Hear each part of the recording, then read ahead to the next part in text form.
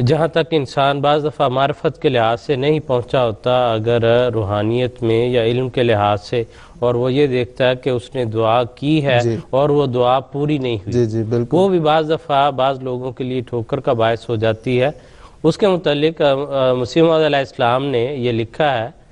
کہ اگر انسان یہ دیکھے کہ اس نے کوئی دعا کی ہے اور وہ قبول نہیں ہوئی تو تب بھی مایوس نہیں ہونا چاہیے اللہ تعالیٰ کی رحمت سے۔ ملفوظات جلد 2 میں حضور کا یہ جو ہے یہ الفاظ اور یہ عبارت لکھی ہوئی ہے، اور بڑا لطف اور پیار کی بات حضور نے اس میں سے نکالی۔ حضور فرماتے ہیں کہ مجھے تو دعا کے اس فلسفے سے بڑا لطف اور سرور آتا ہے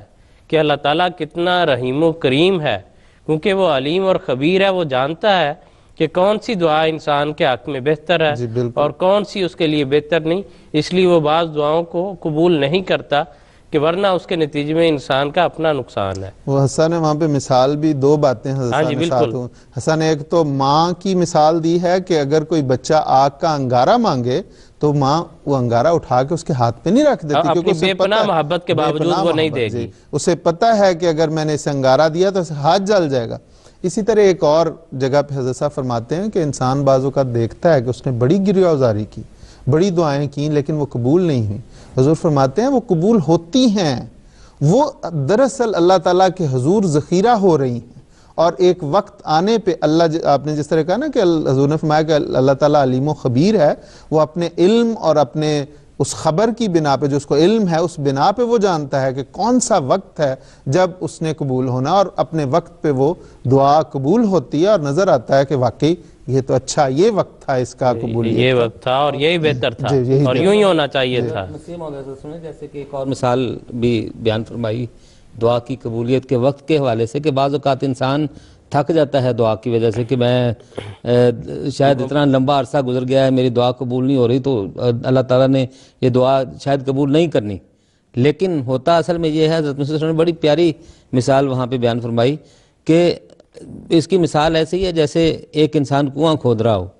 اور پانی اگر 40 یا 50 فٹ کے اوپر آنا ہے تو اسے 5-4 فٹ پہلے وہ چھوڑ کے پڑ جائے، تھک جائے اور کہے کہ چونکہ یہاں سے پانی نہیں نکلنا تو میں نا امید ہو گیا ہوں، میں یہاں سے کھودنا بند کر دیتا ہوں۔ اور وہ یعنی قریب ہی تھا، لیکن اس نے مایوسی کی وجہ سے اس مقصد کو پانے سے کہ جو 2-4 ہاتھ رہ گیا تھا اس سے وہ پیچھے ہٹ گیا۔ یہاں پہ وہ حضرت صاحب کا بیان فرمودہ اس بزرگ کا، اس ولی کا وہ واقعہ یاد آ جاتا ہے کہ جو 30 سال سے دعائیں کرتا چلا جا رہا تھا، اور اس کا ایک شاگرد جس نے اس کی شاگردی اختیار کی چند دن 1 ہفتے میں تھک گیا، کیونکہ جو اسے روز الہام اس بزرگ کو ہوتا تھا کہ تیری دعا نہیں قبول ہوئی۔ جب اس نے 8 دن یہ دعا آواز سنی تو اس نے کہا کہ جس کی یہ دعا قبول نہیں ہوتی اس نے مجھے کیا سکھانا ہے؟ تو وہ جانے لگا تو اس بزرگ نے کہا تو 1 ہفتے میں ہی تھک گیا، میں تو 30 سال سے یہ دعائیں کر رہا ہوں، میرا کام ہے مانگنا، اس مالک کا کام ہے دینا۔ اور اللہ تعالیٰ کو اس کی ایسی بات پسند آئی کہ اگلے دن ہی اللہ تعالیٰ نے کہا کہ تیری گزشتہ 30 سال کی ساری دعائیں جو ہیں وہ قبول ہوتی ہیں، قبول کی جاتی ہیں۔ اور دعا کی قبولیت کے حوالے سے حضرت میر محمد اسماعیل صاحب رضی اللہ تعالیٰ عنہ نے بڑی پیاری بات لکھی ہے کہ اگر جہاں بظاہر قبولیت نہ نظر آئے تو اس کے نتیجے میں بھی انسان کو بہت سے فوائد ہیں۔ انہوں نے وہ تقریباً 7 باتیں بیان کی ہیں کہ وہ انسان کے لیے اگر اور کچھ نہیں تو کم از کم نیکی کا باعث ہے، پھر اس کے لیے وہ ذخیرہ ہو رہی ہیں، دعائیں کسی وقت میں قبول ہو جائیں گی، پھر اس کے لیے وہ دعائیں عین ممکن ہے کہ آخرت میں قبول ہو جائے، جی بالکل، اس کے نتیجے میں اس کو کسی نقصان سے بچایا جا رہا ہو، اس کے نتیجے میں اس کو کوئی فائدہ جو ہے وہ پہنچایا جا رہا ہو کسی اور وقت میں۔